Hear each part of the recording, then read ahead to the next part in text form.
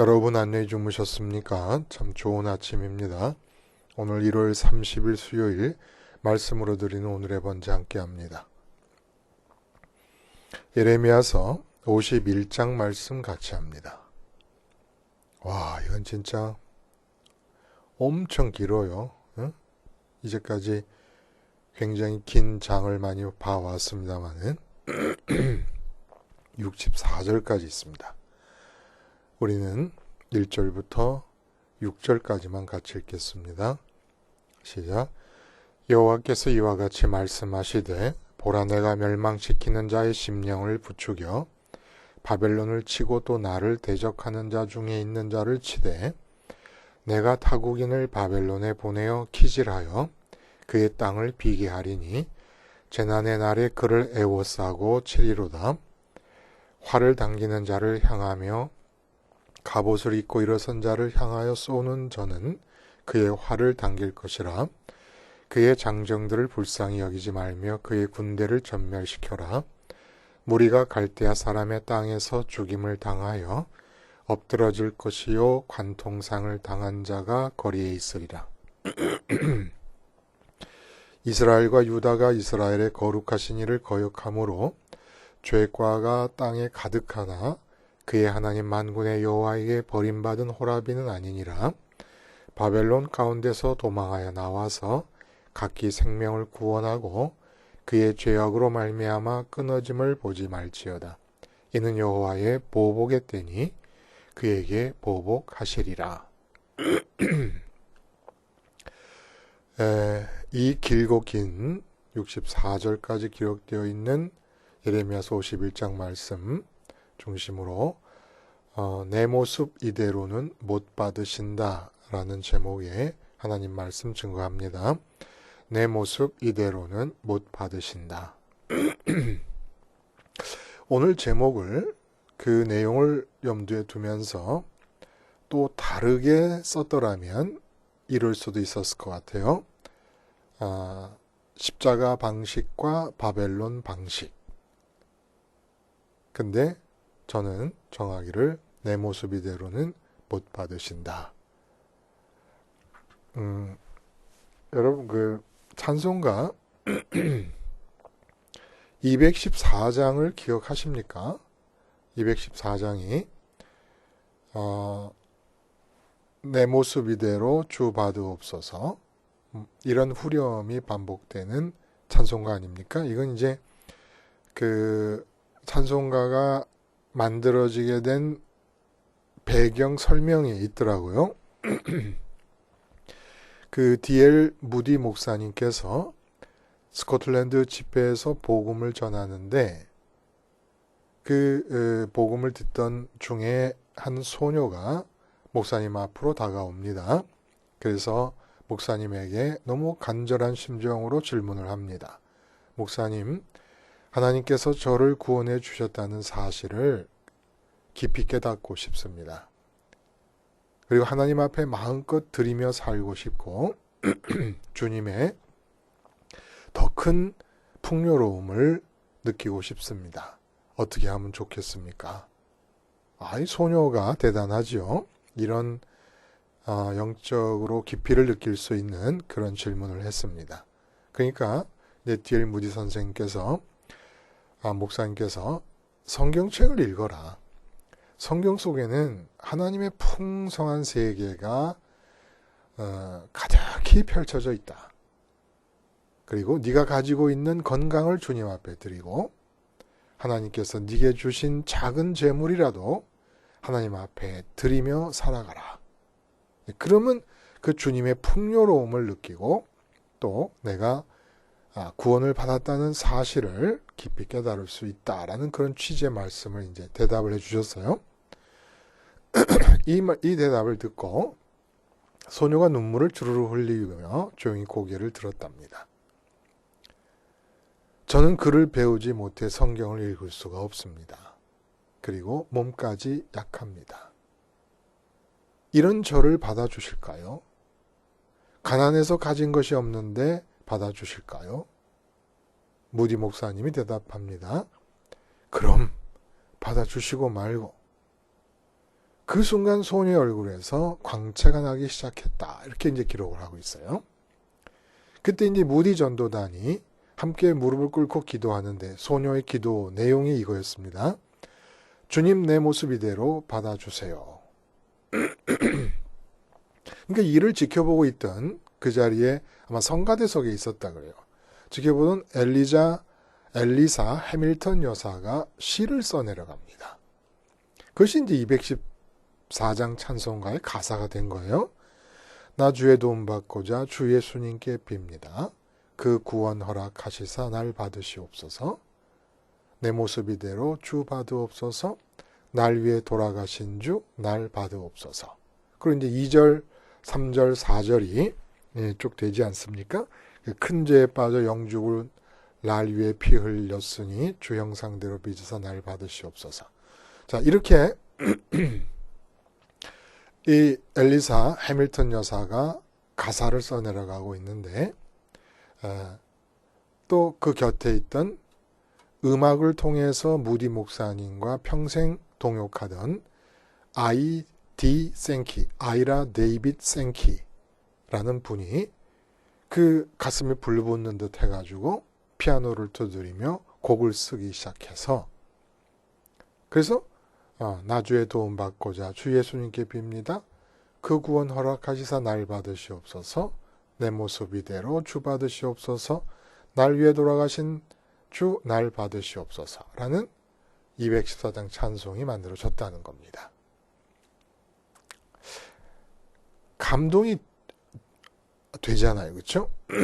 그래서 우리가 이 찬송가를 이제 인용하면서 주님은 언제나 내 모습 이대로 기뻐 받아주십니다. 언제나 있는 내 모습 그대로 주님 앞에 나가기만 하면 주님께서 부어주시는 구원의 은혜를 우리가 덧입을 수 있습니다. 이렇게 얘기를 합니다. 언제나 이 신앙적 분위기 안에서 기독교 문화의 분위기 안에서 감동이 문제예요. 감동. 응? 영화를 보면서도 우리는 정말 뼈저린 감동을 받을 수가 있고 뼈저리다는 건 이상해요. 뼛속 깊이 감동을 받을 수가 있고 드라마 소설 아니면 아름다운 이 세상 곳곳에서 들리는 에피소드를 통해서도 감동이 우리 마음에 넘쳐날 수 있습니다. 근데 이런 모든 것이 복음의 감동이 아니에요. 근데 이게 기독교적인 분위기 안에서 벌어지면서 이게 은혜의 감동, 성령의 감동으로 착각이 된다는 겁니다. 글자를 읽을 수도 없이 무식하고 몸도 약하고 돈도 없고 가난한 소녀가 주님께서 그 모습 그대로를 받아들인다는 말에 감동해서 눈물을 흘리는 것. 이것이 과연 복음적인 감동일까요? 돈 없고 가난하고 못 배운 어린 소녀가 받아들여질 수 있는 것은 예수님에게만일까요? 세상이 험악하지만 저는 이 무디 목사님과 소녀의 대화로 다시 한번 돌아가서 생각을 해보면 좋겠어요. 자, 소녀가 눈물을 주르르 흘리며 조용히 고개를 들었습니다. 저는 글을 배우지 못해 성경을 읽을 수 없어요. 그리고 몸까지 약해요. 이런 저를 받아주실까요? 가난해서 가진 것이 없는데 받아주실까요? 이제 무디 목사님이 대답하십니다. 그럼 받아주시고 말고. 이때 무디 목사님이 이렇게 대답하시지 마시고 좀 한 단계를 더 거쳤으면 어떻겠나 하는 생각이 들어요. 어떤 단계냐면 그래 얘야 그러면 성경을 잘 읽을 수 있을 만큼 유식하고 몸도 건강하고 그리고 가진 것이 많아서 헌금을 더 많이 할 수 있는 그런 사람이면 주님이 너를 받아들이시는 것보다 더 받아들이시기가 더 좋고 기쁘고 쉬울까? 그렇게 생각하니 그런 생각이 있으니까 그러니까 자기는 모자라다고 하는 세상적인 가치관을 갖고 지금 물어보는 겁니다. 세상적인 가치관을 갖고 볼 때 나는 돈도 없고 몸도 약하고 배운 것도 없는 그런 모자라는 사람인데 이런 나도 받아들여 주십니까? 해서 받아들여 준다니까 감동이 된 거예요. 다들. 세상에서는 받아들여지기 좋은 장소, 멋진 장소, 높은 장소에는 받아들여지기 어려운 처지인데도 하나님의 아들이신 주님이 받아들이신다라고 하니까 감동은 됐지만 정말 못 배웠고 병약하고 가난한 이 소녀의 모습을 주님이 그대로 받아들이십니까? 그럼 부자는 부자대로, 유식한 사람은 유식한 대로, 건강한 사람은 건강한 사람대로 그대로 받아주십니까? 그런 얘기가 복음에 있나요? 아니에요. 이건 인간적인 감동일 수 있습니다.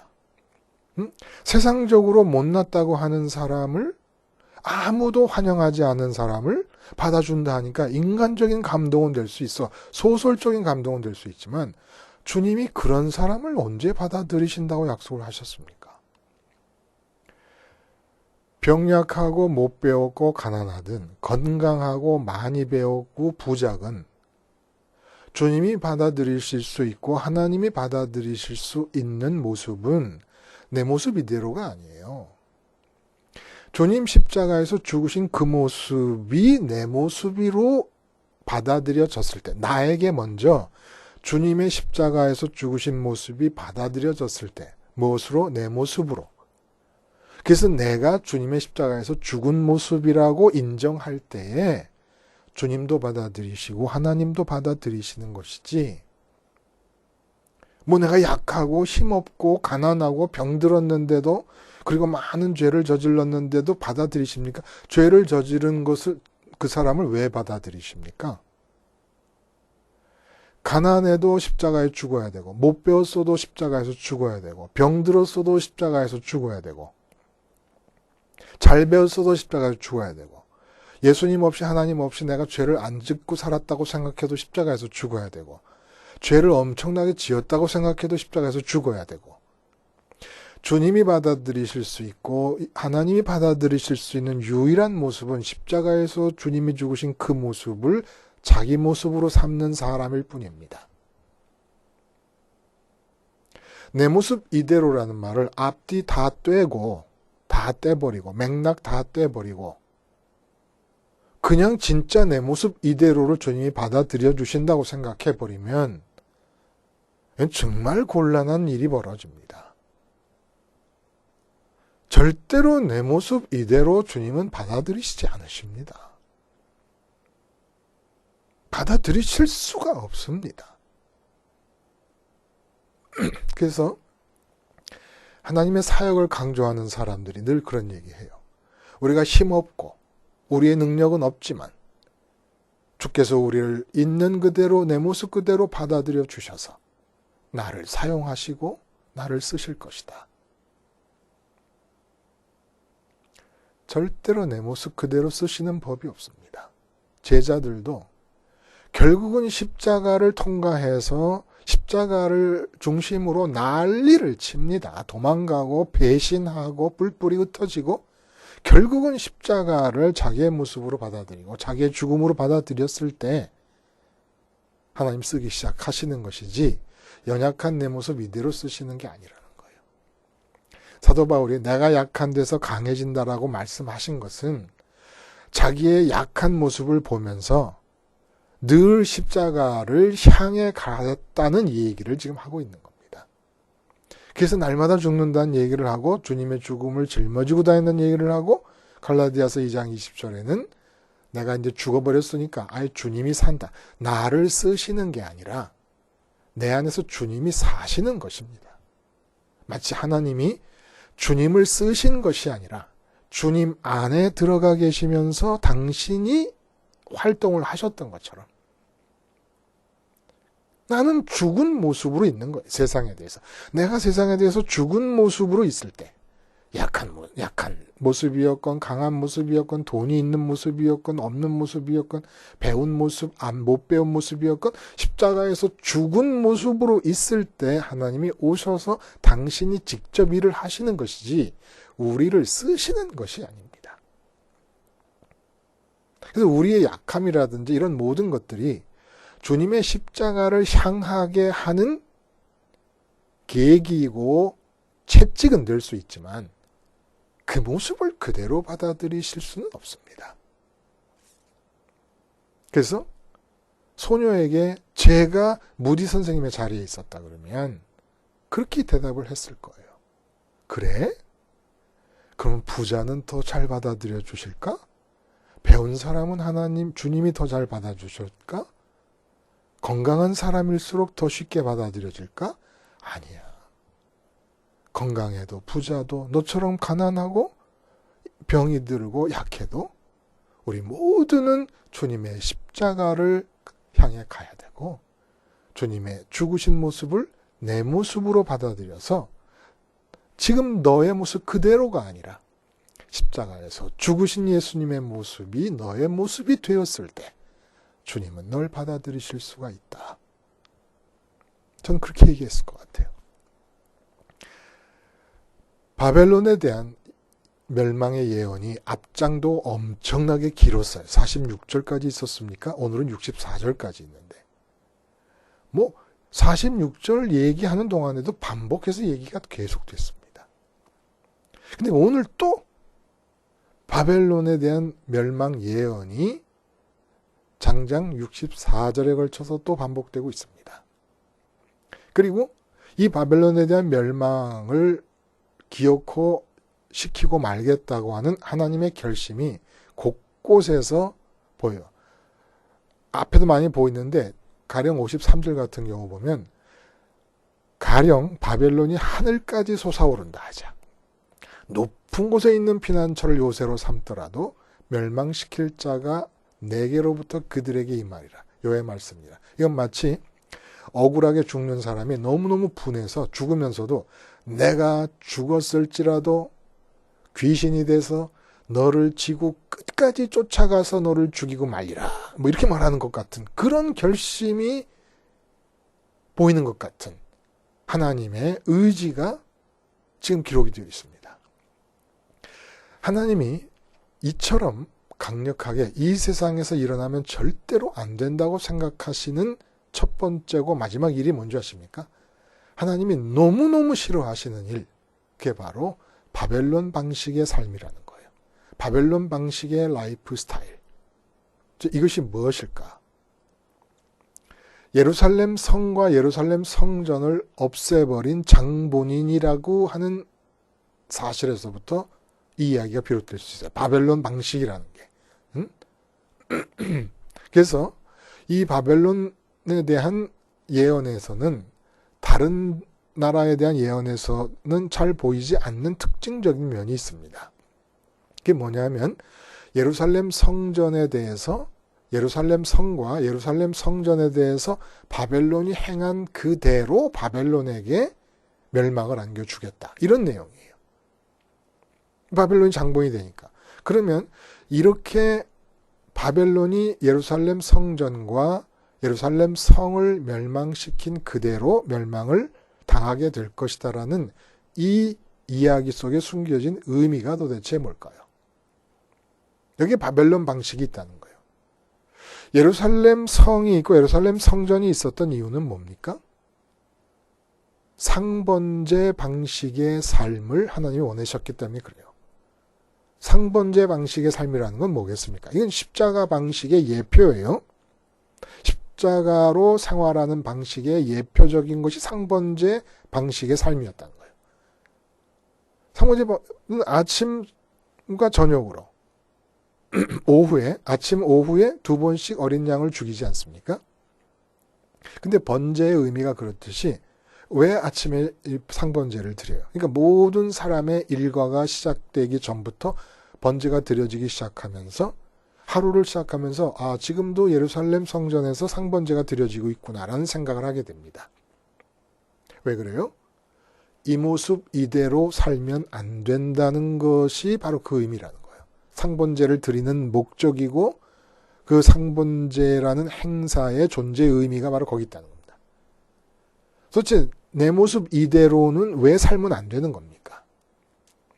우리는 육체를 입고 살고 있는 동안에 신분 고하를 막론하고 그분이 총회장님이건 아니면 교황님이건 그 누구건 간에 교회 일이건 세상 일이건 간에 하여간 이 땅에 있는 상황을 마음에 담은 채로 잠에서 깨어나게 됩니다.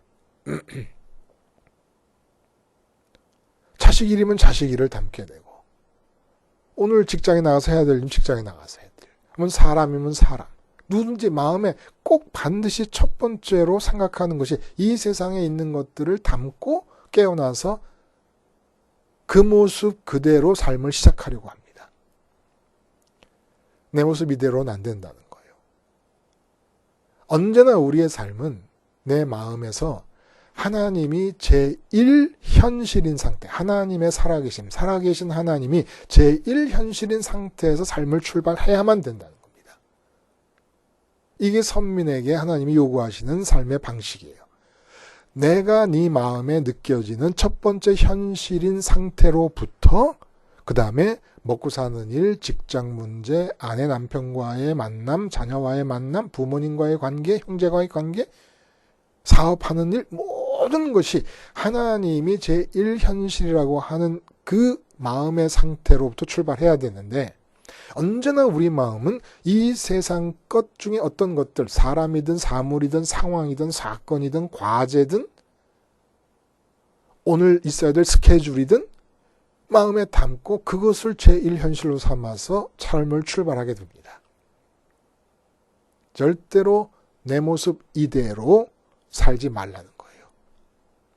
내 모습을 상번제 어린 양이 죽어가고 있는 번제단을 생각하면서 죽은 것으로 여기라는 겁니다. 내 모습 이대로를 그대로 가지고 삶을 출발하면서 하나님을 찾고 예수님을 찾는 것은 불행하게도 이것이 바벨론 방식이라는 거예요. 왜냐하면 바벨론이 누굽니까? 상번제가 드려지는 성전을 파괴해버린 자예요. 그러니까 내 모습 이대로를 묵인하고 유지하고 강화하는 자들이 바벨론인 겁니다. 아니 무서운 얘기예요. 응? 며칠 전에 캄보디아에서 선교사님으로부터 메일을 받았어요.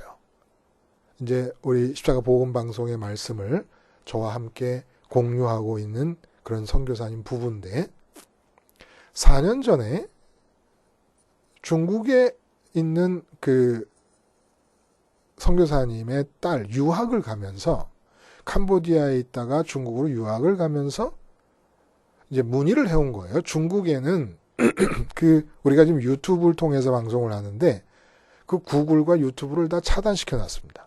그래서 방송을 들을 길이 없는가 하고 그 딸이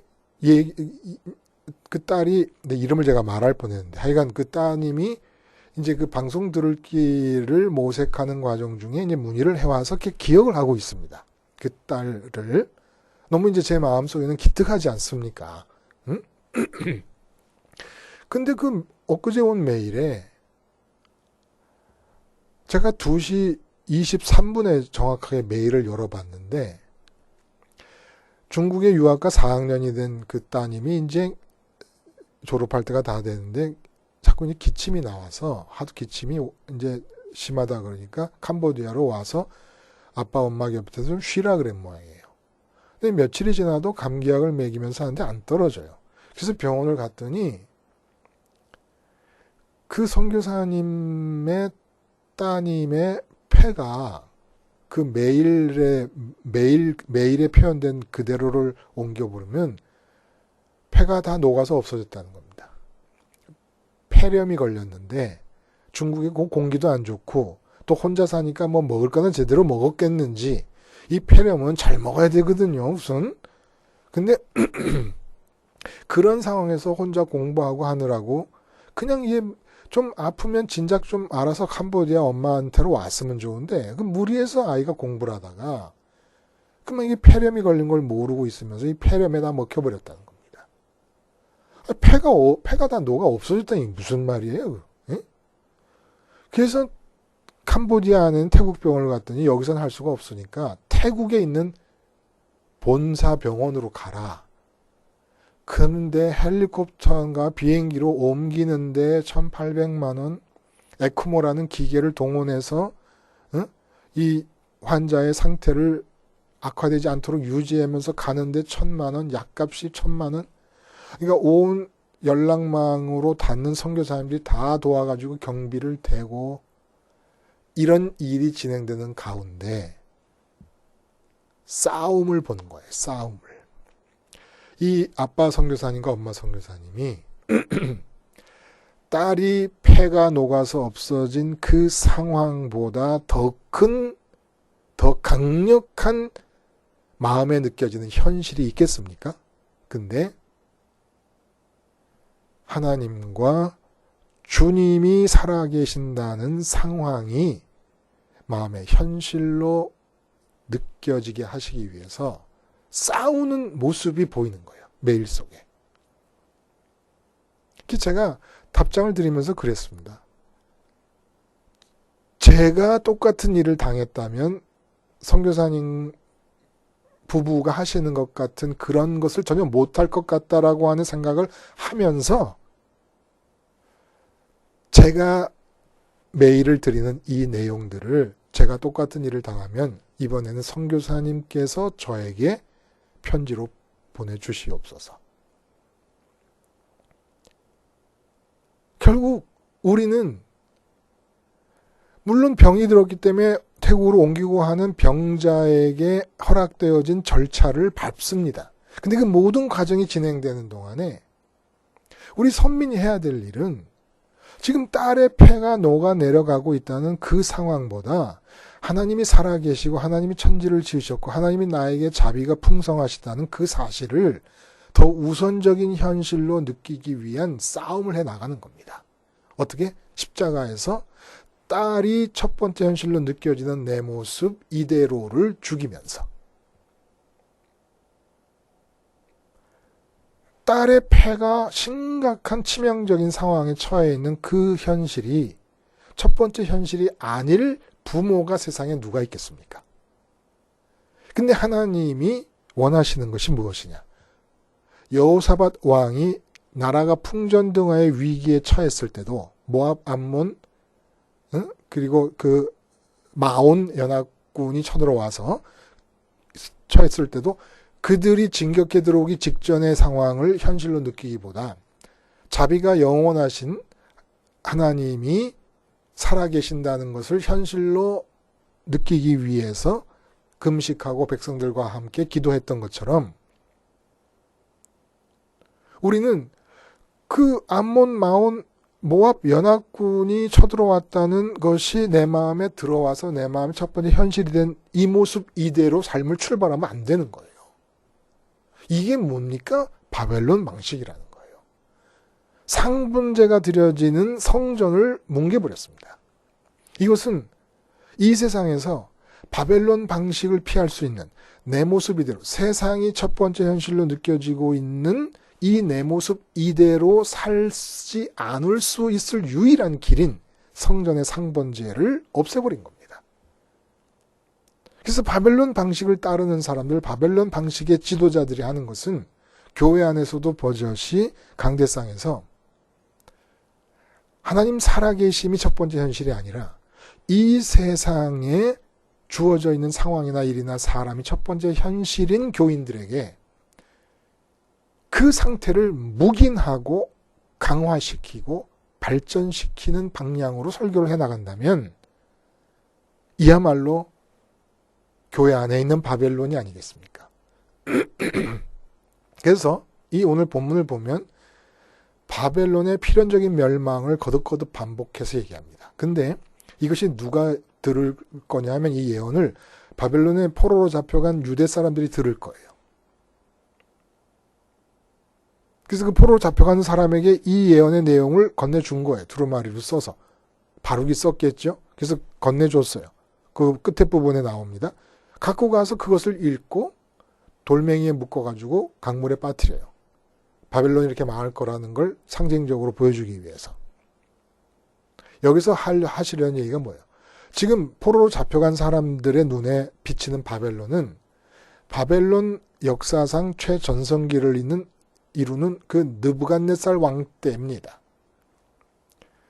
느부갓네살 왕 때에 도로는 바둑판처럼 펼쳐지고 광활한 영토의 도로가 바둑판처럼 펼쳐지고 그리고 세계 7대 불가사이라고 하는 하늘 정원이 만들어지고 성벽은 이중 성벽이 그 성 안에 있는 사람들을 보호하게 되고 그러니까 그 빌빌거리던 유다 나라에 살던 사람들을 볼 때는 애굽만 최고인 줄 알았더니 바벨론에 와보니까 바벨론의 위치 자체가 대륙의 교차점에 있으면서 문화며 경제며 군사력이며 그리고 천문학이며 건축학이며 뭐 굉장한 거예요.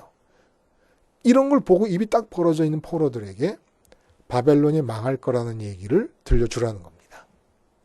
근데 바벨론의 역사가 엄청 짧아요. 이렇게 제2의 바벨론으로 왕국이 일어난 뒤 한 150년 만에 없어지죠. 그래서 바벨론 방식의 삶, 내 모습 이대로 이 세상이 내 마음에 느껴지고 내 마음에 와 닿고 접촉하고 있는 첫 번째 현실인 상태를 그대로 묵인하면서 삶을 시작하는 이유가 뭡니까? 모두가 다 바벨론식의 번영을 원하기 때문에 세상이 첫 번째 현실로 느껴지면 하나님을 찾아도 바벨론 방식인 겁니다. 왜 찾아요? 세상이 첫 번째 현실로 느껴지면 반드시 그 첫 번째 현실로 느껴지는 그 부분이 바벨론식으로 번영하기를 바라서 하나님도 찾고 예수님도 찾는 겁니다. 절대로 내 모습 이대로는 안 되는 거예요. 내 모습 이대로 삶을 출발해버리면 우리의 목표는 반드시 바벨론식의 번영을 향해 가게 돼 있어요. 그래서 교회도 그냥 예배당 크게 짓는 게 목적이 돼버렸잖아요. 응? 왜 그래요? 예배당 짓는다고 하는 그 사실, 부흥이라고 하는 사실, 눈앞에 보이는 이 세상에서 펼쳐져야 될 일들이 내 마음에 첫 번째로 와 닿고 나니까 교회 부흥이라든지 예배당 건축이라든지 하는 과제가 마음에 첫 번째로 닿는 상태에서 하나님 찾고 예수님 찾고 설교하고 하다 보니까 목표가 바벨론식의 번영이 돼버린 겁니다. 교회 예배당을 건축해야 되겠다는 생각이 들면 우리가 반드시 해야 될 것은 상번제를 기억하면서 죽어야 돼요. 어린 양과 함께. 십자가에서 죽어야 됩니다. 그래서 보면은 오늘 본문에 특이하게 그 바벨론에서 도망하라는 얘기가 자꾸 나와요. 6절을 한번 읽어볼까요? 바벨론 가운데서 도망하여 나와서 각기 생명을 구원하고 그의 죄악으로 말미암아 끊어짐을 보지 말지어다. 그리고 45절에 나의 백성아 너희는 그 중에서 나와 각기 여호와의 진노를 피하라. 50절에 칼을 피한 자들이여 멈추지 말고 걸어가라. 먼 곳에서 여호와를 생각하며 예루살렘을 너희 마음에 두라. 빠져나오라는 겁니다. 근데 50절에 보면은 먼 곳에서 여호와를 생각하며 예루살렘을 너희 마음에 두라. 이게 뭐예요? 예루살렘 망했어요. 성벽도 없고 성전도 없어요. 근데 먼 곳에 있지만 우리 마음에 여호와를 먼저 생각해라. 근데 그 여호와가 왜 생각해야 되느냐? 여호와를 이름으로만 알고 있는 그 여호와를 이제부터 내 마음이 가서 첫 번째 현실로 받아들여야 됩니다. 근데 이름으로만 생각하는 여호와를 내 마음이 첫 번째 현실로 받아들이려면 어떤 과정을 거쳐야 되느냐? 내 마음에서 첫 번째 현실로 느껴지고 있는 이 세상의 모든 것들이 있을 거 아닙니까? 모든 것들 중에 어느 것이 하나 들어와서 첫 번째 현실인데 예루살렘을 마음에 두라. 예루살렘 성전에서 상번제가 드려짐을 기억하라는 겁니다. 그래야 여호와 하나님, 내가 생각하고 머리에 떠올린 여호와 하나님께 내 마음이 가 닿고 하나님을 첫 번째 현실로 받아들일 수가 있으니까. 내 모습 이대로의 상태를 상번제나 십자가에서 죽임으로써 입으로 말하는 여호와 하나님께 닿을 수가 있는데, 입으로 말하는 여호와 하나님을 입으로 계속 부르면서 내 마음에 첫 번째로 와닿는 세상의 것은 그대로 품고 이 모습 이대로 하나님을 찾고 예수님을 찾으니까 죽을 때까지 믿어도 하나님과 예수님이 첫 번째 현실이 되는 적이 없는 겁니다. 첫 번째 현실이 되지 않은 상태에서의 삶은 모두가 바벨론 방식이 돼버리고 이 땅에서의 바벨론 방식의 번영을 추구하게 됩니다. 하나님이 질색팔색을 하시는 것이고, 바벨론이 높은 곳에 가서 피난처를 삼을지라도 거기까지 쫓아가가지고 반드시 멸망을 시킬 거라는 하나님의 이 결의의 말씀과 마찬가지로 필류 멸망입니다. 반드시 멸망이 따라오게 될 것입니다. 바벨론 방식의 삶을 가면, 하루의 삶을 시작할 때 우리는 내 모습 이대로는 안 돼요. 우리의 자연적인 상태로는 반드시 세상이 마음에 먼저 와 닿아 있습니다. 보이지 않는 하나님이 먼저 와 닿는 법이 없어요. 하나님을 멀리서 생각하라는 겁니다. 그 다음에 예루살렘을 마음에 기억해요. 왜? 십자가를 기억해요. 예루살렘 성전의 상번제를 기억했듯이 구약에서 우리는 십자가를 기억합니다. 그래야 생각하고 있는 하나님, 입으로 부른 그 하나님이 내 현실이 될 수 있어요. 그래서 십자가에서 세상의 첫 번째 현실인 내가 반드시 죽어야 됩니다. D.L. 무디 목사님께 나왔던 소녀도, 소녀와 다른 형편에 있는 건강하고 부자고 유식한 사람도, 그 중간에 있는 모든 사람도 절대 내 모습 이대로는 주님께 갈 수 없습니다.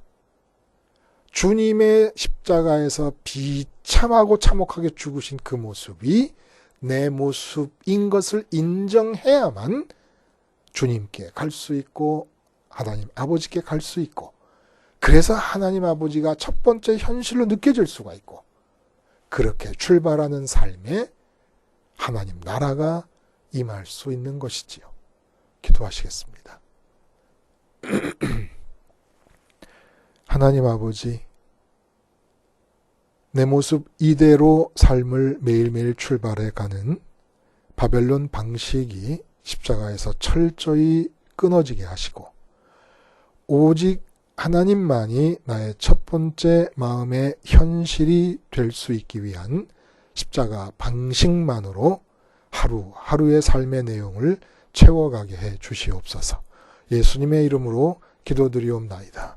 아멘.